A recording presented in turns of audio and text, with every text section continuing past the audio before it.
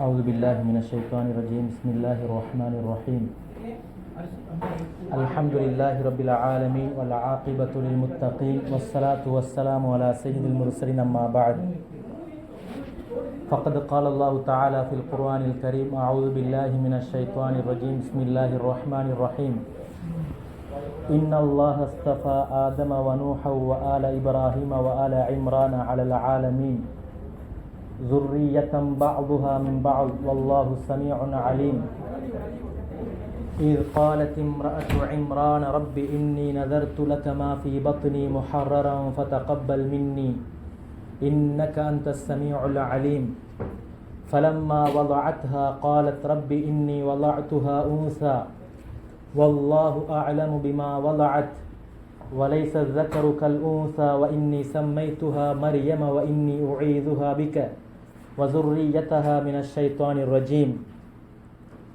فتقبلها ربها بقبول حسن وأنبتها نباتا حسنا وكفلها زكريا كلما دخل عليها زكريا المحراب وجد عندها رزقا قال يا مريم أنى لك هذا قالت هو من عند الله إن الله يرزق من يشاء بغير حساب.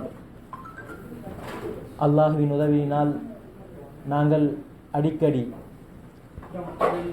வாராந்தம் எங்களுடைய நிகழ்ச்சியில் எங்களுடைய ஆன்மீக பாதையில் எங்களுடைய உள்ளத்தை பக்குவப்படுத்தும் நோக்கத்தில் நல்ல விடயங்களை கேட்டு எங்களில் நல்ல பல மாற்றங்களை ஏற்படுத்த வேண்டும் என்கிற நோக்கத்திலே இந்த வாராந்த நிகழ்ச்சி ஏற்பாடு செய்யப்பட்டிருப்பது நம் அனைவருக்கும் தெரிந்த விடயம். என்றாலும் இந்த விடயத்தில் நானும் நீங்களும் எந்தளவு கரிசனை செலுத்துவோமோ, எந்தளவு இதற்கு முக்கியத்துவம் கொடுப்போமோ, அந்தளவுக்கு இந்த நிகழ்ச்சி எந்த நோக்கத்திற்காக வேண்டி வைக்கப்பட்டிருக்கிறதோ, எந்த நோக்கத்திற்காக வேண்டி வைக்கப்பட்டிருக்கிறதோ அந்த நோக்கம் நிச்சயமாக நிறைவேறும். நிச்சயமாக பல மாற்றங்கள் ஏற்படும். ஆன்மீக வளர்ச்சியிலாக இருந்தாலும் சரி, அதே போன்று எங்களிலே நல்ல பல மாற்றங்களை ஏற்படுத்துவதாக இருந்தாலும் சரி, அதனுடன் சேர்த்து இந்த பள்ளி வாயிலிலே நாங்கள் என்னென்ன திட்டங்கள் போட்டிருக்கிறோமோ, என்ன பல திட்டங்கள் போடுகிறோமோ, அந்த திட்டங்கள் உயிரோட்டமாக இன்னும் அது பல பின்வரக்கூடிய சமுதாயத்தினருக்கு, சந்ததியினருக்கு பெருமொரு பக்க பலமாக ஆகுவதற்கு நிச்சயமாக வலுவூட்டும் என்பதில் எந்த விதமான சந்தேகமும் கிடையாது. இன்று நான் கண்ட ஒரு கவலையான விடயம் என்னவென்றால், மகரிபுடைய அதான் சொல்லப்படுகிறது. ஒரு சகோதரர் பள்ளிக்கு பக்கத்தில் உட்கார்ந்திருந்தார். அதான் சொல்லப்பட்டு 5 நிமிடங்களில் இகாமத் சொல்லப்பட்டது தொழுகைக்காக வேண்டி. தொழுது முடிந்து பார்த்த நேரத்தில் அந்த சகோதரர் தொழுகையில் இல்லை, பள்ளி வாயிலில் கூட அவர் இல்லை. எனவே இந்த விடயத்தை நான் ஏன் சொல்கிறேன் என்று சொன்னால், நானும் நீங்களும் சில விடயங்களை உணர்வு ரீதியாக உண்மையான ஒரு சகோதரர்கள் என்ற அடிப்படையில் பேசுகின்ற நானும் கேட்கின்ற நீங்களும் அந்த உண்மையான உணர்வோடு இந்த நிகழ்வில் கலந்து கொள்ளும் பொழுதுதான் நிச்சயமான ஒரு உயிரோட்டமான நல்ல பல மாற்றங்கள் ஏற்படும் என்பதில் எந்த விதமான இரண்டாவது கருத்துக்கு இடமில்லை. நான் இதனை ஏன் சொல்கிறேன் என்று சொன்னால், எங்களுக்கும் ஒரு படிப்பினை வர வேண்டும் என்பதற்காக. அல்லாஹ் எங்களை அவ்வாறான சகோதரர்கள் ஒருவராக எங்களை ஆக்கவில்லை. அல்லாஹ் எங்களை விரும்பி இருக்கிறான். அல்லாஹ்வினுடைய நாட்டம் எங்களுக்கு இன்று எழுதப்பட்டிருக்கிறது. நான் இன்றைய ஆரம்ப நிகழ்ச்சியை நான் கேட்க வேண்டும், இதில் என்ன விடயம் பேசப்படுகிறதோ அதனை நான் புரிய வேண்டும் என்பது எனக்கும் உங்களுக்கும் எழுதப்பட்டிருக்கிறது. அல்லாஹ்வினுடைய முடிவு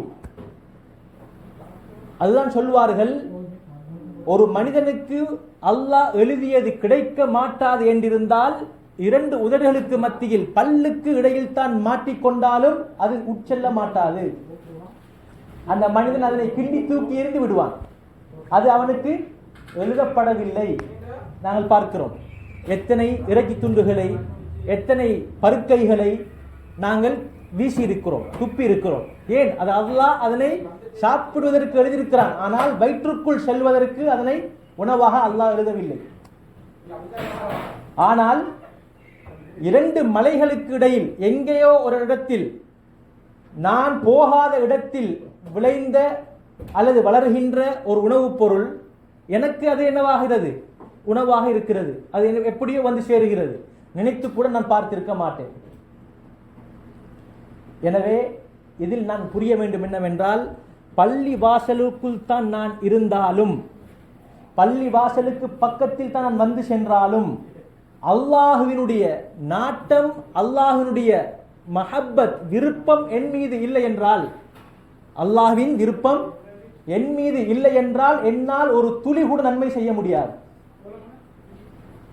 ஒரு துளி கூட நன்மை செய்ய முடியாது. எனவே அல்லாஹ்வினுடைய அன்பு எனக்கு கிடைத்திருக்கிறது. அல்லாஹ் என்ன சொல்கிறான் குர்ஆனிலே, ஃபல்குரூனி, ஏ மனிதர்களே நீங்கள் என்னை ஞாபகம் செய்யுங்கள், என்னையும் கொஞ்சம் நினைத்து பாருங்கள், எனக்கும் கொஞ்சம் நேரத்தை ஒதுக்குங்கள்,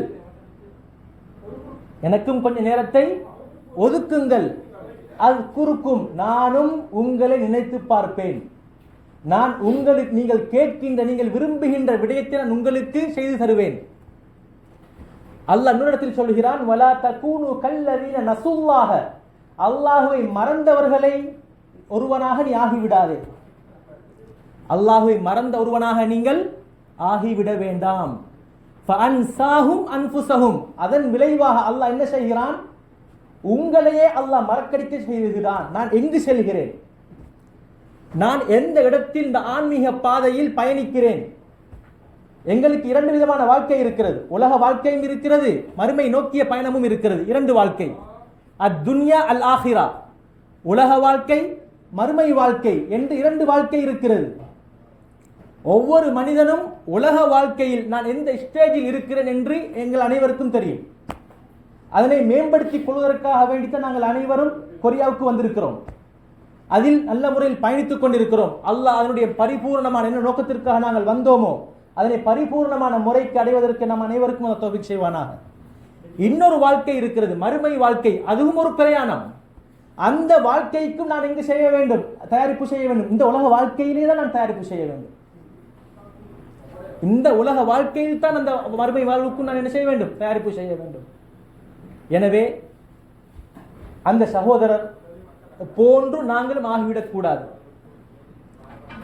இதில் பயப்பட வேண்டிய ஒரு முக்கியமான விடயம், ஏன் அல்லாஹ் முத்திரையிட்டு விட்டான். ஹதமல்லாஹு அலா குலூபிஹிம் வ அலா சம்இஹிம் வ அலா அப்சாரிஹிம் கிஷாவா. யாருக்கு தன்னை திருத்த வேண்டும் என்கிற நோக்கம் இல்லையோ அல்லாஹ் என்ன செய்கிறான், பாவங்களில் இன்பத்தை கொடுத்து நன்மையான காரியங்களில் வெறுப்பை கொடுக்கிறான். நன்மையான காரியங்கள் அவருக்கு வெறுப்பாக இருக்கும், பாவமான காரியங்கள் மிக இனிமையாக இருக்கும். எவ்வளவு நேரமும் அதற்கு நேரத்தை கொடுக்க முடியும், நின்று கொண்டிருக்க முடியும், காது தாழ்த்தி கேட்க முடியும், கண்ணை விரித்து தூக்காமல் பார்க்க முடியும். ஆனால் நன்மையான ஒரு விடயத்தை வந்துவிட்டால் அது ஒரு 2 நிமிடங்கள் சென்றிருக்க மாட்டாது. அவருடைய காது புளிக்கும். காதால் கேட்க முடியாது, கண்ணால் பார்க்க முடியாது, உள்ளத்தால் சிந்திக்க முடியாது, காலால் அதன் பக்கம் நடந்து செல்ல முடியாது. அதில் கொஞ்ச நேரம் தன்னை ஒதுக்கி உட்கார, ஒரு சிந்தனையோடு ஒதுக்கி உட்கார முடியாது. ஏன் தெரியுமா, அல்லாஹ் என்ன செய்கிறான், அவருடைய உள்ளத்தில் முத்திரையிட்டு விட்டான். முத்திரையிட்டு விடுதல் என்ன அர்த்தம், நாங்கள் ஒரு கடிதத்தை அனுப்புவதாக இருந்தால் யாரும் திறந்து அனுப்புவது கிடையாது. யாரும் ஒருவரும் ஒரு பார்சல் அனுப்புவதாக இருந்தால் அதனை திறந்து அனுப்புவது கிடையாது. அதனை நாங்கள் என்ன செய்வோம், மூடுவோம், கம்மை போட்டு ஒட்டுவோம், அல்லது பிளாஸ்டரை போட்டு நாங்கள் என்ன செய்வோம், அடைப்போம். அப்போதுதான் அது பாதுகாப்பாக செல்லும். அதில் உள்ளிருக்கின்ற விடயங்கள் வெளியே வர மாட்டாது, வெளியே இருந்த ஒரு பொருள் உள்ளுக்கு போக மாட்டாது என்பதற்காக வேண்டி. அதே மாதிரி தான் அல்லாஹ் என்ன செய்கிறான், இந்த இப்படியான நல்ல விடயத்தை, நல்ல மாற்றத்தை தன்னில் ஏற்படுத்தாத ஒரு மனிதனுக்கு அல்லாஹ் என்ன செய்கிறான், உள்ளத்தில் முத்திரை விடுகிறான். நல்ல விடயம் போக மாட்டாது. பார்வையில் திரையை போட்டு விடுவான், காதுக்கு திரையை போட்டு விடுவான். அந்த மனிதனால் நல்ல விடயங்கள் எந்த ஒன்றிலும் இன்ட்ரெஸ்டாக செயல்பட முடியாது. இன்றைக்கு நாங்கள் பார்க்கிறோமா இல்லையா, இன்று நாங்கள் பார்க்கிறோமா இல்லையா? எங்களுடைய ஊரிலும் சரி, எங்களுடைய நண்பர்களிலும் சரி, சகோதரர்களிலும் சரி, பள்ளிவாசலுக்கு வருகிறார்கள் சமைக்கின்ற நேரம். ஆனால் எங்க இருக்கிறார்கள்? பள்ளிவாசலில் இருக்கிறார்கள். ஆனால் அவர் மக்ரிப் தொழுவது இல்லை, அசர் தொழவில்லை. நீங்கள் கவனித்திருக்கின்றீர்களோ இல்லையோ தெரியாது, இது நடக்கின்ற ஒவ்வொரு முறையும் நான் அவதானித்திருக்கிறேன். நான் இதனை ஏன் சொல்கிறேன் என்று சொன்னால், அல்லாஹ் எங்களுக்கு சில விடயங்களை, சில நபர்களை உதாரணமாக ஆக்கி வைத்திருக்கிறான். இவர்களை நீ உன்னுடைய வாழ்வில் படிப்பினையாக எடுத்துக்கொள். அல்லாஹ் என்ன இது காரணம்? அல்லாஹ் முழுக்க குர்ஆனில் அனைத்து விடயங்களையும் சொல்லிவிட்டான். முத்திரையிடப்பட்டிருக்கிறது. எனவே இந்த நிலைமை வந்து விட்டால் அல்லாஹ் பாதுகாக்க வேண்டும். சில விடயங்களை நாங்கள் இந்த உலகத்திலே முடிவெடுக்க முடியும். எங்களுக்கு முடிவெடுக்க முடியும். நான் எந்த இடத்தில் செல்கிறேன்? அல்லாஹ் எங்களை பார்த்து கேட்கிறான், ஃபைன தذهبون, நீங்கள் எங்கு செல்கிறீர்கள்? வந்த நபிமார்கள் அனைவரும் வந்து வலியுறுத்திய விடயம், நீங்கள் உங்களுடைய வாழ்வை அழகுபடுத்திக் கொள்ளுங்கள், நற்குணங்களை கொண்டு உங்களுடைய வாழ்வை அழகுபடுத்திக் கொள்ளுங்கள், குர்ஆன் ஓதுதலை கொண்டு, நல்ல பழக்க வழக்கங்களை கொண்டு உங்களுடைய வாழ்க்கையை நீங்கள் அழகுபடுத்திக் கொள்ளுங்கள். ஆதம் அலைஹிஸ்ஸலாம் தொட்டு வந்த நபிமார்கள். இறுதியாக நாங்கள் இன்று பேச இருப்பது ஈசா அலைஹிஸ்ஸலாம் அவர்களை பற்றி. இன்னும் ஒரே ஒரு நபி தான் மிச்சம் இருக்கிறார்கள். அதுதான் எங்களுடைய கண்மணி நாயம் ஸல்லல்லாஹு அவர்கள், முஹம்மது நபி ஸல்லல்லாஹு அலைஹி வஸல்லம். ஈசா அலைஹிஸ்ஸலாம் அவருடைய பெயர் குர்ஆனில் 35 விடுத்தம் வந்திருக்கிறது. அவர்களுடைய தாயார் மரியம், அவர்களுடைய பெயர் 9 விடுத்தம் குர்ஆனிலே வந்திருக்கிறது. ஈசா அலைஹிஸ்ஸலாம் அவர்கள் இந்த உலகத்திலே உலுல் ரசூல்மார்களில் சில நபர்களுக்கு சில சிறப்பு பெயர் இருக்கிறது. உலுல் அஸ்ம் என்று சொல்லக்கூடிய சிறப்பு பெயர் 5 நபிமார்களுக்கு இருக்கிறது, ரசூல்மார்களுக்கு இருக்கிறது. இப்ராஹிம் அலைஹிஸ்ஸலாம், நூஹ் அலைஹிஸ்ஸலாம், ஈசா அலைஹிஸ்ஸலாம், மூசா அலைஹிஸ்ஸலாம், எங்களுடைய கண்மணி நாயம் ஸல்லல்லாஹு அலைஹி வஸல்லம் அவர்கள். இந்த 5 நபர்களுக்கும், நபிமார்களுக்கும், ரசூல்மார்களுக்கும் உலுல் அஸ்ம் என்று சொல்லக்கூடிய சிறப்பு பெயர் இருக்கிறது. அப்படி என்றால் இந்த அல்லாஹ்வினுடைய அழைப்பை தனது சமூகத்தாருக்கு கொண்டு போய் சேர்க்கும் விடயத்தில் பொறுமையை கையாண்டவர்கள், சோதிக்கப்பட்டவர்கள், அதிகமாக சோதிக்கப்பட்ட நேரத்தில் பொறுமையாக இருந்தவர்கள். அனைவரும் வந்து சொன்ன விடயம் என்ன? அந்த சமூகத்தில் நடக்கின்ற அந்த பாவங்களை பார்த்து, ஒழுக்க சீர்கேடான விடயங்களை பார்த்து, நற்குணங்களுக்கு மாற்றமான ஒரு மனிதனுக்கு சுகாதாரமான வாழ்க்கைக்கு மாற்றமான வாழ்க்கையை அவர்கள் கடைபிடித்த இந்த நேரத்திலே, இது உங்களுக்கு சரியில்லை, இது கூடாது. நூஹ் நபியுடைய சமூகம் ஷிர்க் வைத்தார்கள். அந்த நேரத்தில் நூஹ் நபி வந்து என்ன செய்தார்கள்? அந்த ஷிர்க்குக்காக வேண்டி, ஷிர்க்கை ஒழிப்பதற்காக வேண்டி சிலைகளை வணங்குவதிலிருந்து தடுத்தார்கள்.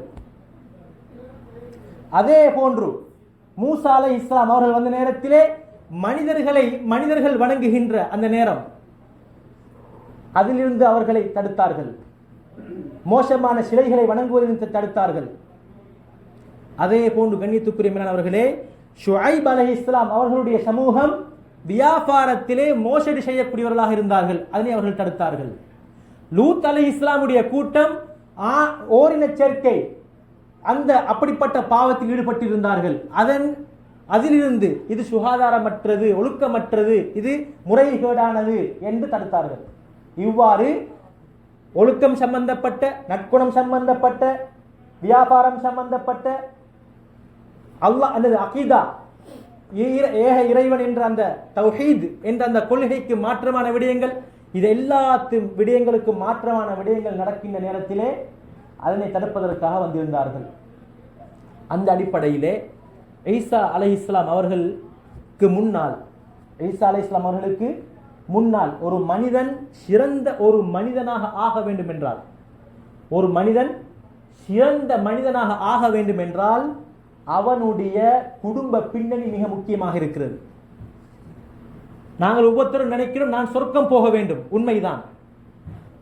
நாங்கள் ஒவ்வொருத்தரும் நினைக்கிறோம் நான் சொர்க்கம் போக வேண்டும், என் மூலமாக நல்ல ஒரு சங்கதி உருவாக வேண்டும். நான் மறைத்தாலும் என்னுடைய கபருக்கு நான் செய்து காட்டிய நல்ல பழக்க வழக்கங்களை கொண்ட மகன் உருவாக வேண்டும் என்று ஒவ்வொருத்தருக்கும் விருப்பம். ஆனால் இது என்னுடைய வாழ்வோடு சம்பந்தப்பட்டிருக்கிறது. ஈசா நபி ரசூல் அது எங்களுக்கு தெரியும். ஆனால் அதற்கு முன்னுக்குள்ள குடும்ப பின்னணியை பார்க்கின்ற நேரத்திலே அந்த குடும்பம் எப்படிப்பட்ட குடும்பமாக இருந்தது, அந்த குடும்ப உறுப்பினர்கள் எப்படிப்பட்ட நபர்களாக இருந்தார்கள். அல்லாஹ் என்ன சொல்கிறான்? இன்னல்லாஹ அஸ்தஃபா ஆதம வ நூஹன் வ ஆல இப்ராஹீம வ ஆல இம்ரான அலல் ஆலமீன். ஆதம் அலைஹிஸ்ஸலாம் அவர்களை, நூஹ் அலைஹிஸ்ஸலாம் அவர்களை நாங்கள் தேர்ந்தெடுத்தோம், ரசூலாக நல்ல ஒரு மனிதராக தேர்ந்தெடுத்தோம். பாவங்கள் செய்யக்கூடியவர்கள் நபிமார்கள், பாவங்களிலிருந்து பரிசுத்தமானவர்கள் தான் நபிமார்கள் ரசூல்மார்கள். அவர்களை நாங்கள் புறக்கி எடுத்தோம், அவர்களை நாங்கள் தேர்ந்தெடுத்தோம். வ ஆல இப்ராஹீம, இப்ராஹிம் அலைஹிஸ்ஸலாமுடைய குடும்பத்தை நாங்கள் தேர்ந்தெடுத்தோம். இப்ராஹிம் அலைஹிஸ்ஸலாமுடைய குடும்பத்தில் இருந்துதான் அதிகமான நபிமார்கள் தோன்றுகிறார்கள். அந்த குடும்பத்தை நாங்கள் என்ன செய்தோம்? தேர்ந்தெடுத்தோம். அதே நேரத்தில் வ ஆல இம்ரான, இம்ரான் என்று சொல்லக்கூடிய நல்ல ஒரு மனிதர், பனி இஸ்ரவேலர்களில் இருந்த ஒரு வணக்கசாலியான நல்ல ஒரு மனிதருடைய அவருடைய குடும்பத்தை நாங்கள் தேர்ந்தெடுத்தோம். ஏன் தெரியுமா? அவர்கள் அனைவரும் மார்க்க பற்றுடைய விடயத்தில், இந்த இஸ்லாமிய மார்க்கத்தை நடைமுறைப்படுத்தும் விடயத்தில், அல்லாஹ்வுடைய கட்டளைகளை அதற்கு முக்கியத்துவம் கொடுத்த விடயத்தில் இவர்கள் அனைவரும் ஒரே சமமானவர்கள். ذُرِّيَّةً بَعْضُهَا مِنْ بَعْضٍ. இந்த குடும்பங்கள் அனைவரும் ஒப்பானவர்கள். எந்த விடயத்தில்? இந்த இஸ்லாமிய மார்க்கத்தை நடைமுறைப்படுத்தும் விடயத்தில், மார்க்க பற்றுடன் நடந்த விடயத்தில். அதற்கு பின்னால் அல்லாஹ் தஆலா இந்த மரியம் அலைஹிஸ்ஸலாம், ஈசா அலைஹிஸ்ஸலாம் அவர்களுடைய தாய் மரியம் அலைஹிஸ்ஸலாம் அவர்கள் பிறக்கின்ற சம்பவத்தை குறிப்பிடுகிறான். சூரத்து ஆலி இம்ரானிலே அல்லாஹ் குறிப்பிடுகிறான். மரியம் அலைஹிஸ்ஸலாம் அவர்கள் பிறப்பதற்கு முன்னால் தாயுடைய வயிற்றிலே இருக்கும் பொழுது இந்த இம்ரான் என்று சொல்லக்கூடிய அந்த நல்ல மனிதர் வஃபாத்தாகிவிட்டார். பிறக்கின்ற நேரத்திலே, மரியம் அலைஹிஸ்ஸலாம் அவர்கள் பிறக்கின்ற நேரத்திலே தந்தை இல்லை, தந்தை வஃபாத். அந்த பெண்மணி அழகான முறைக்கு வளர்க்கிறார். இப்போது தனது வயிற்றில் கற்பு இருக்கிறது, கற்பு உண்டாகி இருக்கிறது, கணவன் இல்லை. அந்த நேரத்திலே மரியம் அலைஹிஸ்ஸலாமுடைய தாய் என்ன சொல்கிறாள்? இது காலத் இம்ராத்து இம்ரான் இன்னி நதர்து லக மா ஃபீ பத்னி முஹர்ரரன் ஃபதகப்பல் மின்னி. யா அல்லாஹ், நான் கற்பமுற்றிருக்கிறேன், என்னுடைய கற்பில் இருக்கின்ற இந்த பிள்ளையை நான் பைத்துல் மக்திஸ், இந்த பள்ளிவாசலுக்கு ஊழியம் செய்வதற்காக வேண்டி, பைத்துல் மக்திஸை பராமரிப்பதற்காக வேண்டி நான் உனக்காக வேண்டி விட்டு விடுவேன். என்னுடைய விடயங்களுக்கு நான் பெருசாக பாவிக்க மாட்டேன். முழுக்க உன்னுடைய பள்ளிவாசலை உயிர்ப்பிப்பதற்காக வேண்டி, வணக்கங்கள் செய்யக்கூடிய ஒரு நல்ல ஒரு இடமாக மாற்றுவதற்காக வேண்டி நான் என்னுடைய வயிற்றில் இருக்கின்ற இந்த பிள்ளையை வக்ஃப் செய்ய போகிறேன், நேர்ச்சை வைத்து விட்டேன். பள்ளிவாசலுக்கு இந்த பிள்ளை ஊழியம் செய்யும். ஃபதகப்பல் மின்னி, யா அல்லாஹ், இந்த விடயத்தை நீ ஏற்றுக்கொள்வாயாக. நான் இப்படி ஒரு நல்ல ஒரு நியத்தை வைத்திருக்கிறேன், இதனை உறுதிப்படுத்தி தருவாயாக. இன்னக அன்தஸ் ஸமீஉல் அலீம். ஃபலம்மா வலஅத்ஹா, ஆனால் இவங்க நினைச்சு கேட்டது என்ன? பள்ளிவாசலுக்கு சில விடயங்கள் இருக்கிறது, ஆணும் பெண்ணும் இஸ்லாத்தினுடைய கடமையுடைய விடயங்களில் சரிசமமானவர்கள் தான், அனைவருக்கும் உரிமைகள் இருக்கின்றன. ஆனாலும் சில விடயங்களில் வேறுபாடுகளும் இருக்கின்றன. இஸ்லாம் அப்படி ஒரு வேறுபாட்டை காட்டியிருக்கிறது. சில கஷ்டமான வேலைகளை பெண்களால் செய்ய முடியாது, ஆனால் அந்த விடயத்தை அந்த ஆண்களால் செய்ய முடியும், லேசான முறைக்கு செய்ய முடியும். ஆண்களுடைய கவலை வேறு விதமாக இருக்கும், பெண்களுடைய கவலை வேறு விதமாக இருக்கும். ஆணுடைய கவலை 2-3 நாட்களில் தணிந்துவிடும், ஆனால் பெண்ணுடைய கவலை தணிய மாட்டாது. இவ்வாறு சில வேறுபாடுகள் இருக்கின்றன. உடம்பமைப்பில், சில விடயங்களை தாங்கிக் கொள்ளுகின்ற விடயத்தில் இவ்வாறு சில வித்தியாசங்கள் இருக்கின்றன. எனவே பள்ளிவாசலுக்கு ஹிதமத் செய்யக்கூடிய, ஊழியம் செய்யக்கூடிய அந்த விடயம் என்பது ஆண்களோடு சம்பந்தப்பட்டது. நேரடியாக பெண்களும் இருக்கிறார்கள், இல்லை என்று இல்லை, நேரடியாக அது ஆண்களோடு சம்பந்தப்பட்டது. எனவே அவர்கள் நினைத்து கேட்டது ஆண் பிள்ளை என்று. அவர்கள் பிள்ளை பெறுகின்ற அந்த நேரம் வந்து விட்டது. பிள்ளையை பெற்றெடுத்து விட்டதற்கு பின்னால் பார்த்தால், காலத் ரப்பி இன்னி வலஅதுஹா உன்சா, எனக்கு கிடைத்தது பொம்பளை பிள்ளையா அல்லாஹ், எனக்கு கிடைச்சது பொம்பளை புள்ள யா அல்லாஹ், வலைஸ ஸக்கரு கல் உன்ஸா, ஆம்பளை புள்ள மாதிரி இல்ல பொம்பளை புள்ள. எந்த விடயத்துல வெறுக்க இல்ல, பொம்பளை புள்ளை என்ன செய்யல, வெறுக்கிற நோக்கத்தில் இந்த வார்த்தையை பயன்படுத்த இல்ல.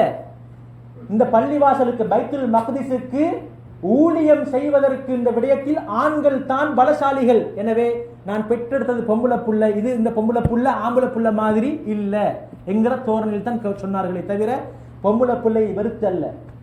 பெண் பிள்ளைகள் என்பவர்கள் நாங்கள் சொர்க்கத்தில் செல்வதற்கான படிகள். பெண் பிள்ளைகள் என்பவர்கள் நாங்கள் சொர்க்கம் செல்வதற்கான படிகள். ஒரு ஆம்பளை பிள்ளைய வளர்க்கிற மாதிரி எல்லாம் ஒரு பொம்பளை பிள்ளையை வளர்க்கிறது.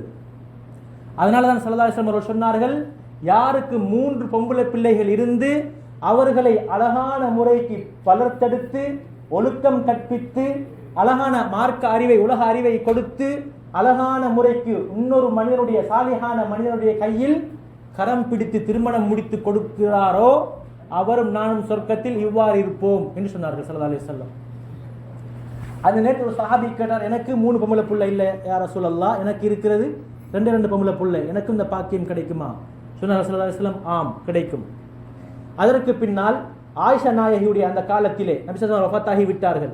ஒரு தாபி கேட்கிறார் ஆயிஷா ரலியல்லாஹு அன்ஹா அவர்களிடத்திலே, ஒரு பொம்பளை பிள்ளை இருந்தாலும் இந்த பாக்கியம் கிடைக்குமா?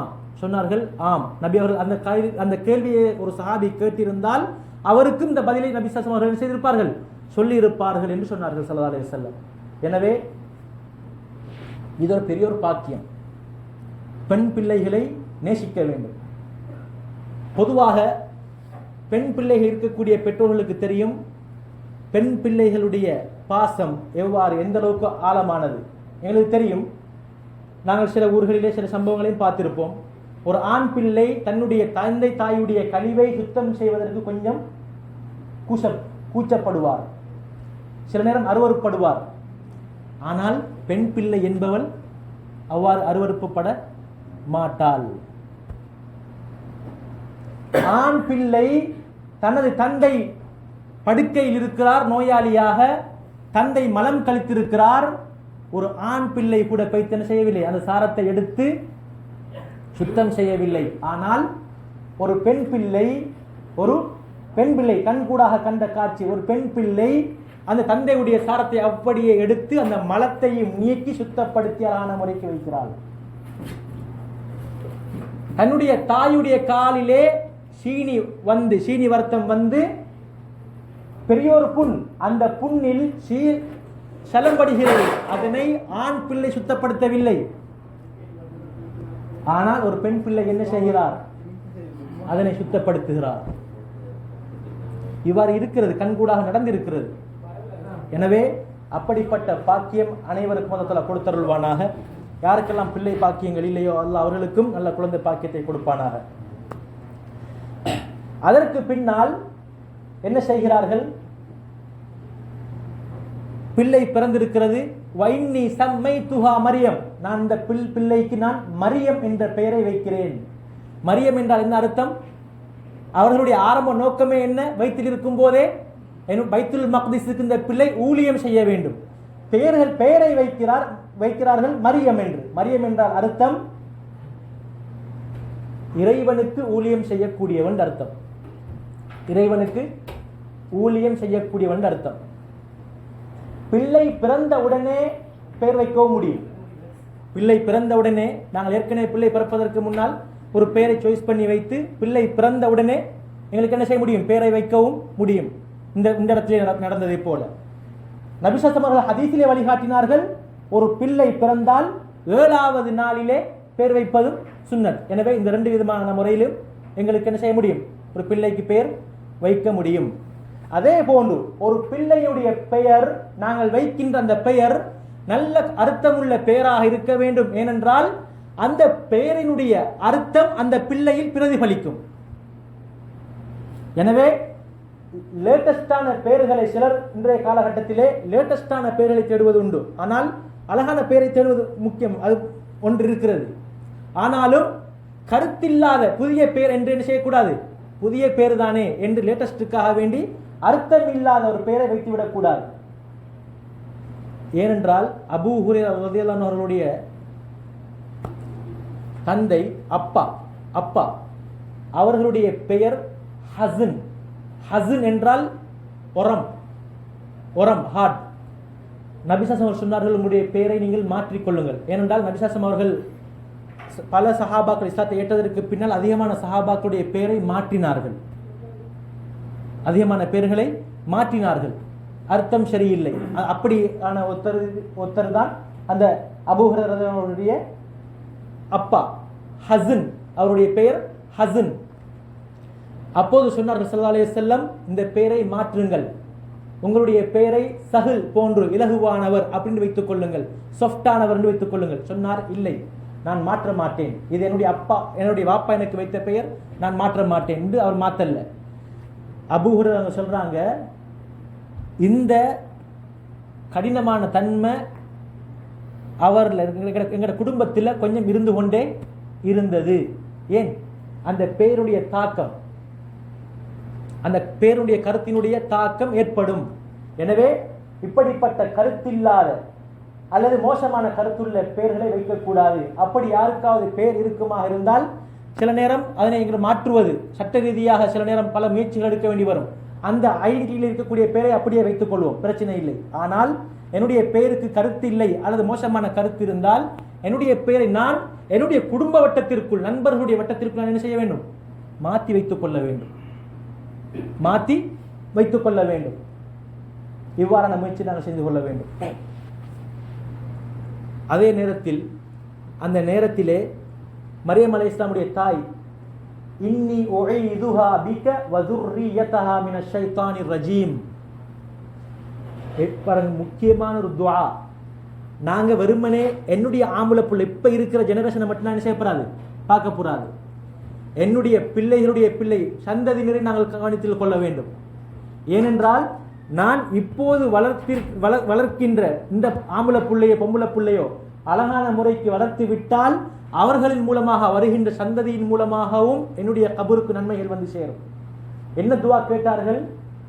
யா அல்லாஹ், இந்த என்னுடைய மகள் மரியம் இவரையும் இவருடைய பிச்சலத்தையும் ஷைத்தானுடைய தீங்கிலிருந்து பாதுகாப்பாயாக, ஷைத்தானுடைய தீங்கிலிருந்து பாதுகாப்பாயாக. எவ்வளவு பெரிய முக்கியமான துஆ. நபி சொன்னார்கள் ஸல்லல்லாஹு அலைஹி வஸல்லம், உலகத்திலே பிறந்த ஒவ்வொரு பிள்ளையும் பிறக்கின்ற நேரத்திலே அழுகின்றது தானே. அழுகிறது எதனால் என்றால் ஷைத்தான் ஒரு குத்துதலை குத்துகிறான், ஷைத்தான் ஒரு கிள்ளுதலை கிள்ளுகிறான். அதன் வெளிப்படையாகத்தான் ஒவ்வொரு பிள்ளையும் அழுகிறது. ஆனால் 2 பேரை தவிர ஷைத்தானுடைய தீண்டுதல் இருக்கவில்லை. மரியம் அலைஹிஸ்ஸலாம் இன்னும் ஈசா அலைஹிஸ்ஸலாம், இவர்களுக்கு ஷைத்தானுடைய தீண்டுதல் இருக்கவில்லை. எனவே நானும் நீங்களும் கேட்கின்ற துஆக்களை ஒரு குறுகிய வட்டத்திற்குள் மட்டும் வைத்துக் கொள்ளாமல் அதனையும் தாண்டி நாங்கள் என்ன செய்ய வேண்டும்? அல்லாஹ் கிள்ளி கொடுப்பவன் கிடையாது. நாங்கள் தாராளமான முறைக்கு என்ன செய்ய முடியும்? விரிவான முறைக்கு எங்களுக்கு துஆவை கேட்க முடியும். எனவே அந்த விடயத்தில் நாங்கள் என்ன செய்து கொள்ள வேண்டும்? கரிசனை செலுத்திக் கொள்ள வேண்டும். அதற்கு பின்னால் அல்லாஹ்விடம் பொறுப்பு சாட்டுகிறார்கள். மரியம் அலைஹிஸ்ஸலாம் அவர்களை அல்லாஹ் அவர்களை அழகான முறைக்கு வளர்த்தான், பொறுப்படுத்தான். அது மாத்திரமல்ல, மரியம் அலைஹிஸ்ஸலாம் அவர்களுடைய தந்தை கிடையாது. ஏன்? இம்ரான் என்று சொல்லக்கூடியவர் நேர காலத்தோடு மரியம் அலைஹிஸ்ஸலாம் தாயினுடைய வயிற்றில் இருக்கும் போதே மரணித்து விட்டார். இவரை பராமரிக்க வேண்டும். பள்ளிக்கு இப்ப கொடுக்க போகிறார்கள். தாய் மரியம் அலைஹிஸ்ஸலாம் அவர்களை பைத்துல் மக்திஸுக்கு ஊழியம் செய்வதற்காக வேண்டி ஒப்படைக்க போகிறார்கள். எனவே ஒரு ஆணுடைய உதவி அவசியம், ஒரு பொறுப்பாளர் அவசியம். அப்ப அந்த நேரத்திலே பல பேர் போட்டி போட்டுக் கொள்கிறார்கள். ஏன்? நல்லொரு குடும்பத்தில் நல்லொரு குடும்ப பின்னணியை கொண்டவர்கள் மரியம் அலைஹிஸ்ஸலாம். அவர்களுடைய தந்தை பெருமொரு வணக்கசாலி. எனவே பைத்துல் மக்திஸுக்கு ஊழியம் செய்யக்கூடிய இன்னும் அதிகமானவர்கள் இருந்தார்கள். அவர்கள் அனைவரும் இப்போது போட்டி போட்டுக் கொள்கிறார்கள். நான் பராமரிக்கிறேன். எனவே பல பேர் போட்டி போடும் நேரத்திலே அந்த பிரச்சனையை இல்லாமலாக்குவதற்காக வேண்டி ஒரு முறைதான் குர்ஆ, சீட்டுக்குலுக்கி பார்ப்பது. அப்படியான நேரத்தில் என்ன செய்யப்படுகிறது? யார் இவர்களை பராமரிப்பது? இந்த பிணக்கை இல்லாமலாக்குவதற்காக வேண்டி, இந்த பிரச்சனையை, இந்த போட்டியை ஒரு முடிவுக்கு கொண்டு வருவதற்காக வேண்டி ஒரு பேனை பெயரை எழுதி போடப்படுகிறது. அந்த நேரத்தில் எந்த சின்ன பிள்ளை, ஒரு சின்ன பிள்ளையை குறிப்பாக்கி அந்த சின்ன பிள்ளை எந்த காகிதத்தை எடுத்து யாருடைய பெயர் வருகிறதோ அவர்தான் அந்த மரியம் அலைஹிஸ்ஸலாம் அவர்களை பராமரிப்பது என்பது முடிவு செய்யப்பட்டது. எனவே எடுத்து பார்க்கின்ற நேரத்திலே ஜக்கரியா அலைஹிஸ்ஸலாம் அவருடைய பெயர் வந்திருந்தது. திரும்பவும் என்ன செய்யப்படுகிறது? இன்னொரு முறையும், அதாவது ஓடுகின்ற தண்ணீரிலே ஒரு பேனையை போடுவது. அந்த பேனை எந்த தண்ணீர் திசை, எந்த திசையை நோக்கி ஓடுகிறதோ அது இல்லாமல் வேறு திசை நோக்கி யாருடைய பேனை செல்லுமோ அவர்தான் மரியம் அலைஹிஸ்ஸலாம் அவர்களை பராமரிக்கிறதுக்கு தகுதியானவர் என்று முடிவு செய்யப்பட்டது. இறுதியாக ஜக்கரியா அலைஹிஸ்ஸலாம் அவர்களுடைய பெயர் அங்கு வருகிறது. எனவே பராமரிப்பதற்கு யாரை வைக்கப்படுகிறது? ஜக்கரியா அலைஹிஸ்ஸலாம். இந்த இடத்திலே பார்க்க வேண்டும், ஜக்கரியா அலைஹிஸ்ஸலாம் அவர்கள் மரியம் அலைஹிஸ்ஸலாமுடைய சாட்சி, தனது தாயின் தங்கையின் கணவர், எங்களுடைய பாஷையில் சொல்ல போனால் சாச்சா. அப்ப அந்த நேரத்தில் ஜக்கரியா அலைஹிஸ்ஸலாம் அவர்கள் இருக்கிறார்கள், அவர்களுக்கு பிள்ளை இல்லை. இந்த நேரத்திலே பாருங்கள், தாயினுடைய துவா, தந்தை நல்ல ஒரு மனிதர், அல்லாஹ்விடம் பொறுப்பு சாட்டப்பட்டிருக்கிறது. இப்போது மரியம் அலைஹிஸ்ஸலாம் பைத்துல் மக்திஸிலே இருக்கிறார்கள். தனக்கு பசி வருகின்ற நேரம் எல்லாம் பார்த்தால் அவர்களுக்கு பழம் கிடைக்கிறது, பழம் சாப்பிடுகிறார்கள். ஜக்கரியா அலைஹிஸ்ஸலாம் வந்து பார்க்கிறார்கள், சீசன்ல இல்லாத பழத்தை மரியம் அலைஹிஸ்ஸலாம் அவர்கள் உட்கொள்கிறார்கள். அன்னா லக்கி ஹாதா, இந்த பழம் உங்களுக்கு எப்படி கிடைச்சிச்சு அப்படின்னு கேட்ட நேரத்தில் காலத் ஹுவ மின் இன்தில்லாஹ், மரியம் அலைஹிஸ்ஸலாம் சொன்னார்கள், இது அல்லாஹ்வின் மூலமாக எனக்கு கிடைத்தது. ஏனென்றால் மலக்குமார்களுடைய உதவி மரியம் அலைஹிஸ்ஸலாம் அவர்களுக்கு நேர காலத்தோடு இருக்கிறது. ஏனென்றால் அதிகமான கட்டங்களில் நாங்கள் பின்வருகின்ற நீண்ட சம்பவத்திலே மரியம் அலைஹிஸ்ஸலாம் அந்த கற்பம் தரித்த நேரத்திலே ஜிப்ரீல் அலைஹிஸ்ஸலாம் அவர்கள் மனித தோற்றத்தில் வந்து நீங்கள் கவலைப்பட வேண்டாம் என்று சொன்னது திடீரென்று கிடையாது. இதற்கு முன்னாலேயே மலக்குமார்களுடைய வருகையை கண்டவர்கள் மரியம் அலைஹிஸ்ஸலாம். எனவே சீசனில் இல்லாத பழத்தை சாப்பிடுகிற எங்கிருந்து கேட்டு சொன்ன நேரத்திலே இது அல்லாஹ்வுடைய உதவியின் மூலமாக எனக்கு கிடைத்தது சொன்ன நேரத்திலே அப்போது ஜக்கரியா அலைஹிஸ்ஸலாம் ஒரு நபி, அவர்களுக்கு யோசனை வருகிறது, எனக்கு நீண்ட காலமாக பிள்ளை இல்லை, எனக்கு ஒரு அழகான சந்ததி ஒன்று தேவை, நான் ஏன் கேட்கக்கூடாது அல்லாஹ்விடம்? சீசனில் இல்லாத பழத்தை உண்டாக்கி கொடுக்கக்கூடியவன் சக்தி உடையவனாக இருந்தால் இந்த தள்ளாடும் வயதிலும் பிள்ளையை தருவதற்கு அல்லாஹ் போதுமானவன். ஹுனாலிக தஆ ஜக்கரியா ரப்பா, அந்த நேரத்தில் தான் ஜக்கரியா அலைஹிஸ்ஸலாம் துஆ கேட்கிறார்கள், யா அல்லாஹ் எனக்கு நல்ல ஒரு சிறந்த சந்ததியை தா. நாங்கள் இந்த இடத்துல கவனிக்கணும், பாருங்க, ஒரு பெண் ஒரு நபிக்கு அவர் கேட்கின்ற ஒரு விடயத்திற்கு அந்த நேரத்திலே ஒரு முக்கியமான விடயத்தை சிந்திப்பதற்கு யார் காரணமாக இருக்கிறார்கள்? ஒரு பெண். நான் இப்போது யோசிக்கணும், என்னுடைய வாழ்வில் என்னுடைய ஒரு செயற்பாடு மற்றவருக்கு ஏதாச்சும் ஒரு மாற்றத்தை ஏற்படுத்தியிருக்கிறதா? நான் இருக்கிறேன், ஒரு வருடமாக போகிறது, என்னுடைய செயற்பாடு யாருக்காவது ஒரு நல்ல ஒரு விடயத்தை யோசிப்பதற்கு அல்லது அவர் ஈடுபடுகின்ற அந்த குற்றத்திலிருந்து விடுபடுவதற்கு அல்லது அவருடைய ஒரு கெட்ட பழக்கத்திலிருந்து அவர் விடுபடுவதற்கு என்னுடைய ஒரு செயற்பாடு காரணமாக இருக்கிறதா? எந்த அளவுக்கு என்று சொன்னால், கண்ணியத்துக்குரியவர்களே, என்னுடைய செயற்பாடை என்ன என்று சிந்திக்க முடியாத அளவுக்கு தான் நானும் நீங்களும் வாழ்ந்து கொண்டிருக்கிறோம். அதனாலதான் அல்லாஹ் எங்கள்கிட்ட பார்த்து கேட்கிறான், நீங்க எங்க போறீங்க? நீங்க போற இடத்தை கொஞ்சம் யோசனை பண்ணிக்கொள்ளுங்க. இன் ஹுவ இல்லா திக்ருல் லில் ஆலமீன், முழு உலகத்தாருக்கும் வழிகாட்டக்கூடிய இந்த குர்ஆன் இருக்கிறது, தொழுகை இருக்கிறது, வாழ்க்கையில் பல விதமான மாற்றங்களை ஏற்படுத்தக்கூடிய, திருத்திக் கொள்ளக்கூடிய வழிகாட்டல் எல்லாம் இருக்கிறது. இதனை விட்டு நீங்கள் எங்கு செல்கிறீர்கள் என்று அல்லாஹ் எங்களை பார்த்து என்ன செய்கிறான்? ஒரு இடத்தில் கேள்வி கேட்கிறான். எனவே நான் ஆரம்பத்தில் சொன்னது போல, நான் என்னுடைய உலக வாழ்வில் எவ்வாறு பயணிக்கின்றேனோ இதே உலக வாழ்க்கையில் தான் மறுமை வாழ்க்கைக்கும் நான் தயாரிப்பு செய்ய வேண்டும். எனவே இந்த உலக வாழ்க்கையில் நான் உலகத்திற்கு அதிகமான நேரத்தை கொடுக்கிறேன்.